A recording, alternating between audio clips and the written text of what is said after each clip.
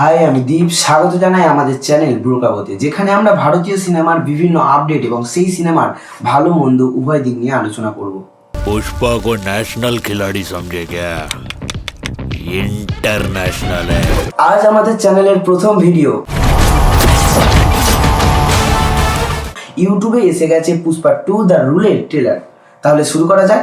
আমি প্রথমেই যেটা লক্ষ্য করলাম, এই ট্রেলারের মধ্যে ডিরেক্টর সুকুমার তার ভিশন নিয়ে এই সিনেমায় দুর্দান্ত। তার 2021-এ পুষ্পা দ্য রাইজ, যেটা তৈরি হয় 200 কোটি বাজেট থেকে প্রায় 250 কোটি টাকার বাজেটে, এবং সেটা বক্স অফিসে কালেকশন আনে প্রায় 400 কোটি টাকা। আর এবার তার সেকেন্ড সিরিজ অর্থাৎ পুষ্পা 2, যেটা তৈরি হয়েছে 400 থেকে 500 কোটি টাকা বাজেটে। पुष्पा का उसूल करने का वसूल। প্রথমেই বলবো, এই সিনেমার মেকাররা এই সিনেমাটার মধ্যে যে গ্যাঞ্জারটা দেখাতে চেয়েছে তা ভীষণভাবে প্রভাব ফেলবে সাধারণ দর্শকদের মাঝে। এই ট্রেলারের প্রতিটা ফ্রেম বুঝিয়ে দেয় ডিরেক্টর সুকুমার কতটা গ্র্যান্ডভাবে এই পুরো সিনেমাটাকে প্রেজেন্ট করেছে।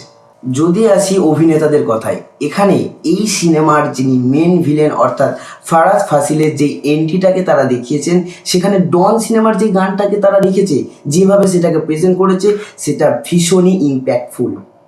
আর যদি বলি রেশমিকার কথা, তাহলে তাকে এই ট্রেলারের মধ্যে কোনো রকম ডায়লগ না দেওয়া সত্ত্বেও কোথাও গিয়ে মনে হচ্ছে না যে তার এই সিনেমায় কোনো জায়গা নেই। আর সর্বোপরি আল্লু অর্জুন, তার পারফরমেন্স যে কতটা ভালো তা এই ট্রেলারের প্রত্যেকটা শট দেখলেই লক্ষ্য করা যায়। এই সিনেমার জন্য তার ডেডিকেশন সত্যিই প্রশংসনীয়। আচ্ছা, এগুলো গেল অভিনয়ের কথা। এবার আসি টেকনিক্যাল পয়েন্টে।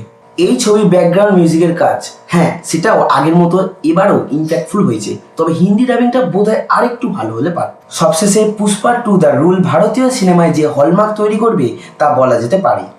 মানে এই সিনেমা যে সকল দর্শকদের আশা পূরণ করতে চলেছে তা এই ট্রেলারের মধ্যে দিয়ে বোঝা যায়। আপনাদের কেমন লাগলো পুষ্পা 2 এর ট্রেলার তা কমেন্ট করে জানান।